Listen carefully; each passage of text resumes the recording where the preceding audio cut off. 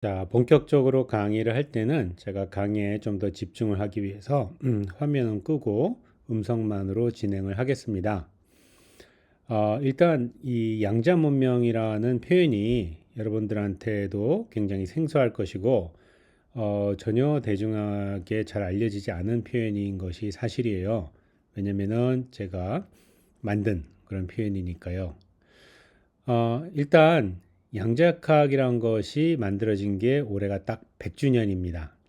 여기 오른쪽 그림에 있는 이 베르너 하이젠버그라는 물리학자가 청년 시절이었던 25살, 26살 정도의 나이에 큰 영감을 얻어서 이 양자역학이란 거를 이렇게 수학적인 구조로 만들면 되겠구나 라는 깨달음을 얻고 거기서부터 이 본격적인 양자역학의 토대가 만들어진 사건이었어요. 그래서 이 하이젠버그의 논문이 나왔던 그 해를 양자역학 탄생의 해로 보통 우리가 인정을 하고 또 기억을 합니다. 이 수업에서는 양자역학이 뭐다를 가르치지는 않습니다. 질문 있나요? 1925년에 하이젠베르크가 태어났어요? 아니요. 1925년에 하이젠베르크가 태어난 게 아니라 1901년에 태어났고 1925년에 그 양자역학이라는 이 이론을 만들고 발표를 한 겁니다. 이 수업에서는 양자역학이 뭐다라는 것을 가르치지는 않을 것이고 그래서 학생들도 이 수업 어렵겠다라고 고민을 하지 않으셔도 좋습니다. 이 양자역학이 도대체 뭘 했느냐를 한마디로 말을 하자면은 이 원자의 작동 원리가 무엇인지를 우리가 알아내는 그리고 원자의 작동 원리를 이론적으로 풀어내는 그러한 방법을 드디어 찾았다. 이렇게 한마디로 정리를 할 수가 있겠어요. 지금 여기 화면 밑에 보이는 것이 우리가 잘 아는 주기율표인데 이 주기율표에 어떤 자리에 어떤 원소가 들어간다. 원자죠. 어떤 원자가 들어간다 하는 것은 이미 하이젠베르크 이전에 잘 알려져 있었어요. 그런데 과연 이 각각의 원자가 왜 어떤 원자는 이렇게 거동하고 왜 어떤 원자는 뭐 빨간색의 빛을 내고 이러한 구체적인 원리를 이해할 방법은 양자역학이 탄생하기 전까지는 없었습니다. 심지어 원자라는 게 정말로 존재를 하는지 또 다들 존재할 것이라고 믿기는 했지만은 그거를 확신을 가질 만한 실험을 하기 위한 어떤 도구라든지 개념 체계라든지 그런 게 없었어요. 그러다가 양자역학이 탄생을 하면서 드디어 이런 실험을 하면은 이런 결과가 나올 것이고 그것이 양자역학의 방정식이랑 비교하니까 잘 맞더라.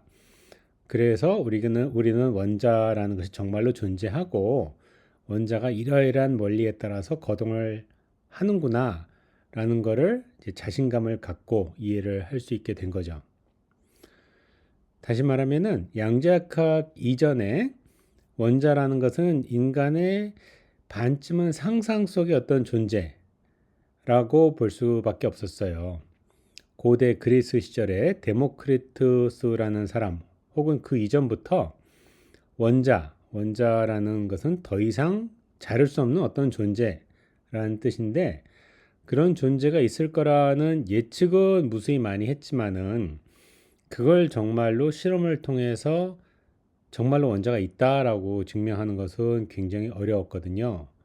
그러다가 19세기 말 20세기 초반에 들어와서 드디어 원자라는 건 확실히 존재하고 또 이러이러한 원리에 따라서 작동한다라는 것을 실험적인 측면과 이론적인 측면에서 확실히 말할 수 있는 그러한 방법론이 만들어진 것입니다.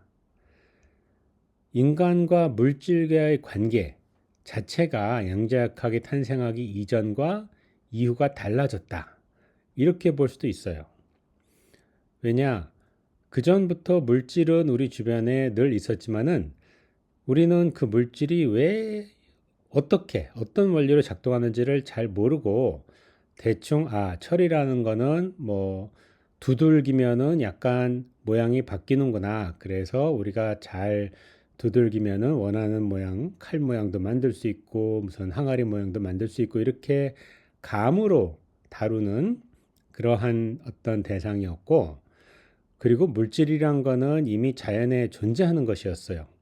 철, 구리, 금 이런 것들은 땅 속에서 캐내는 것이었지 우리가 스스로 만들어내는 것이라고 보기가 어려웠습니다. 그런데 양자역학이 만들어지고 나니까는 사람들이 원자 수준에서부터 이 원자랑 이 원자를 합성하면은 이러이러한 성질을 가진 물질이 만들어지겠구나라는 것을 어느 정도 예측을 할 수 있게 됐습니다. 다시 말하면은 약방에서 의사의 처방에 따라서 약을 제조하듯이 물질을 우리가 제조를 할 수 있게 됐다는 뜻이죠. 그래서 이 제조한 물질은 이미 우리가 양자역학이라는 원리에 따라서 예상하는 그러한 성질을 갖게끔 그렇게 제조를 할 수 있게 됐다라는 뜻입니다. 그러니까 물질이 발견의 대상 혹은 채굴의 대상이었다가 점점 제조의 대상으로 바뀌었고, 그것이 가능하게 된 이유는 바로 양자역학의 탄생 혹은 양자역학의 발견이었다. 이렇게 규정을 지을 수가 있겠습니다. 그럼, 질문 있나요? 그럼 양자역학이 탄생해서 제조된 물질의 대표적인 게 뭐가 있어요? 네, 대표적인 물질은 조금 있다가 더 자세히 설명하겠지만은 가장 대표적인 물질은 바로 반도체예요. 그리고 두 번째로 유명한 물질은 레이저라고 할 수 있습니다. 반도체는 우리가 사용하는 모든 컴퓨터 혹은 통신기기 안에 들어갈 뿐만 아니라 빛을 내는 기계, 가령 발광 다이오드에도 전부 다 들어가고요. 레이저도 에도 반도체를 이용해서 빛을 발생을 합니다. 근데 반도체라는 거는 자연에 저절로 존재하는 물질이라기보다는 그거를 우리가 잘 성질을 공장에서 실험실에서 변형해서 우리 뜻대로 우리가 원하는 성질을 갖게끔 만들어준 그러한 물질이에요. 그거를 인조 물질이다라고도 표현할 수 있는데, 그러면은 우리가 그 물질을 어떻게 변형을 해야 우리가 원하는 성질을 갖게 할 수 있느냐? 그 어떤 설명서 혹은 설계도가 있어야 될 거 아니에요? 그 설계도가 바로 양자역학이라는 겁니다.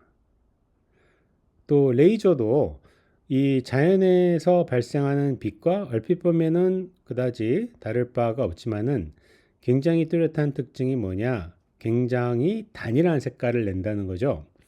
근데 왜 그럼 이 레이저의 광선은 단일한 색깔이냐?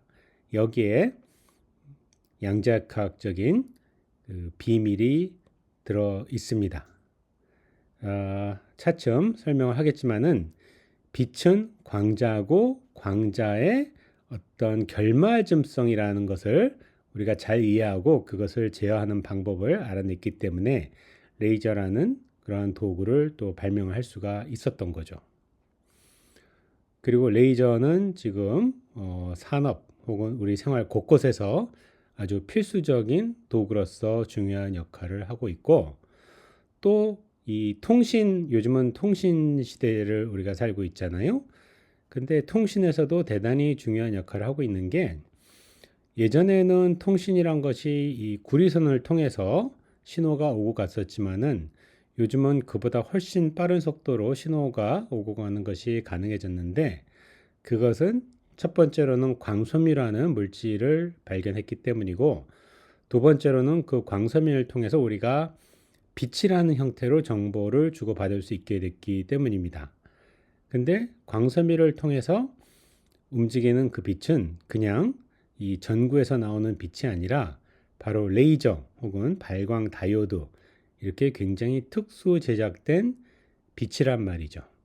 그래서 양자역학적인 원리를 잘 이용해서 만든 빛이 아니면은 광섬유가 있어도 거기에 우리가 빛이란 형태로 정보를 주고받는 게 거의 불가능해집니다. 그런 면에서 이 양자 역학의 원리에 따라서 만들어진 반도체나 레이저라는 물질이 우리 현재 누리고 있는 문명에서 굉장히 중요한 역할을 하고 있고, 따라서 우리는 양자 문명을 살고 있다, 이렇게 주장을 할 수가 있는 겁니다. 물론 우리가 그럼 양자 문명만 살고 있느냐? 당연히 아니죠.